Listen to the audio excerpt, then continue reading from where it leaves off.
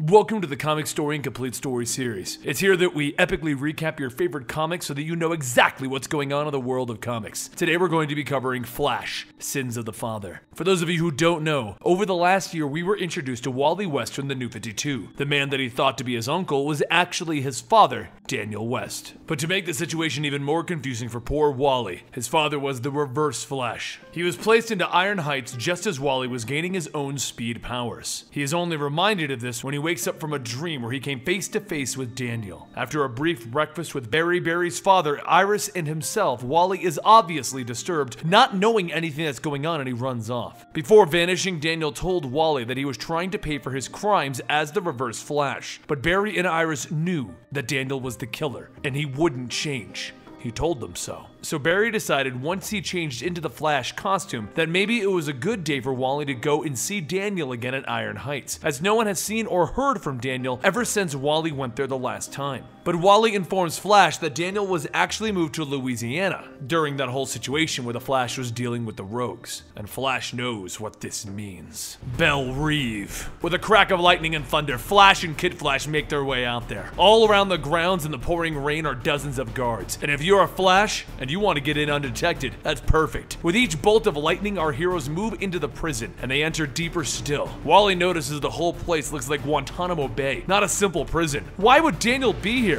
He begins to panic, which causes him to run more and the guards to find him. Barry hits top speed, running around the guards in their battle suits, dismantling the suits, leaving a bunch of men in their underwear. And as more guards arrive, someone yells, "Stop!" with the commanding voice of a person that you don't want to cross. Barry and Wally see Amanda Waller, and she asks what is he doing there. Barry approaches her asking where Daniel West is, and she sternly tells him that they have no record of a Daniel West. Wally yells out that he has proof, and she tells him that no matter what he has, there's no one here. Also, if they don't leave right away, she'll make room for a breaking and entering speedster. Barry grabs Wally by the arm and they leave the area. Wally demands that they go back and they find Daniel, but Barry explains that he has a better idea. If Daniel was ever in Belle Reve, then he knows someone who might have an answer, and they run off to the Australian outback and Digger Harkness. He's gotten himself into another bar fight, except he quickly cuts apart the men trying to beat him with his razor-sharp boomerangs. Then, as he's about to cut a guy's throat, there's a whoosh, and the boomerang is lifted out of the air. Should have known he'd be in trouble, Digger. And the men then jump on Digger as he tells the Flash, "Hey, Flasher, good to see you, mate." He begins to fight back, asking who the wee bit is. But as Barry debates if he really wants to help Digger, a net is thrown over them and all three of them are captured for entering the Weaver clan's web.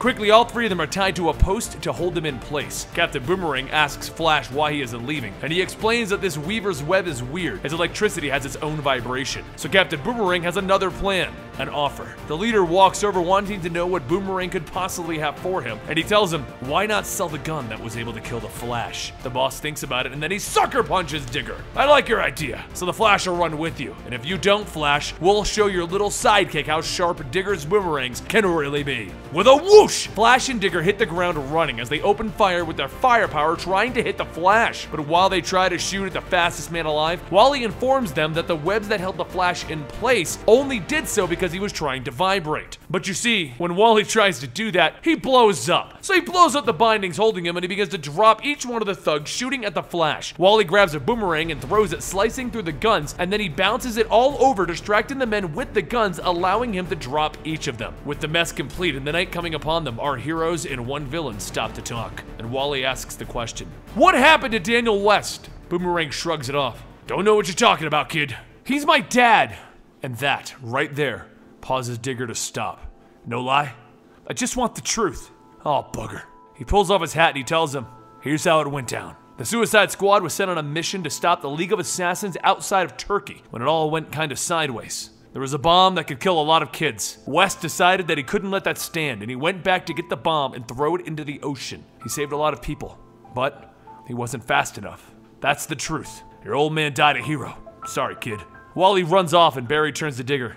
Digger, "I never expected a thanks, Flash. Go after the kid." So Barry chases him back down and Wally shouts to him, You knew, didn't you?" "I didn't know for sure. When we went to Belle Reve, that's what you were worried about, that he was sent on some Suicide Squad." And Barry tries to tell Wally to come back with him. They can talk about it at home. But Wally is confused. He's angry. He's hurt that his father couldn't just tell him the truth, that he was his father. Did he not want to be Wally's father? So Barry finally decides that it's time and he removes his cowl, telling Wally that there is nothing wrong with him. Wally's eyes light up as he finally sees the truth about the Flash's secret identity, that he is in fact Barry Allen. Barry explains that Eobard Thawne, his own Reverse Flash, went back in time and murdered his mother. He then lets Wally take all of that in, and Wally asks him, "Does Iris know?" Barry explains that he keeps his identity secret for fear of his enemies finding out and harming those that he loves. Wally turns off to look into the desert. "You're a liar. If you cared about Iris, you'd have told her a long time ago, Barry. Just like my dad lied to me." And then he runs off, leaving Barry to think about that. Meanwhile, over in Iron Heights, there is a man, a prisoner, so dangerous that he is left in a full-body suit. A suit that limits his movement, but not in a normal way.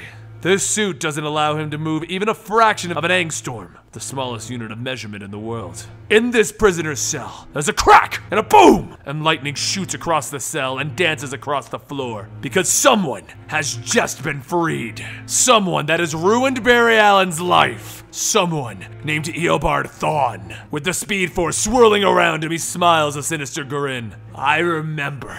The Batman, Thomas Wayne, killed me in Flashpoint. I should teach his son a lesson." And that concludes Flash Sins of the Father. If you want to see the death of Daniel West, I'll link it down below. It's in a Suicide Squad episode. If you want to see the death of Eobard Thawne, I'll link that down below. It's in the Flashpoint episode. And if you want to see how Eobard Thawne was captured, I'll link that down below because that was in a previous Flash episode. And lastly, if you want to know where the story goes, check out Batman 21. It's the beginning of The Button and the answers to who are the Watchmen and why are they involved. Testing 1 2 1 2 1 2. Oh! Ah! Oh! Good God! All for what it isn't good for. Absolutely nothing. Seems to work. Here we go.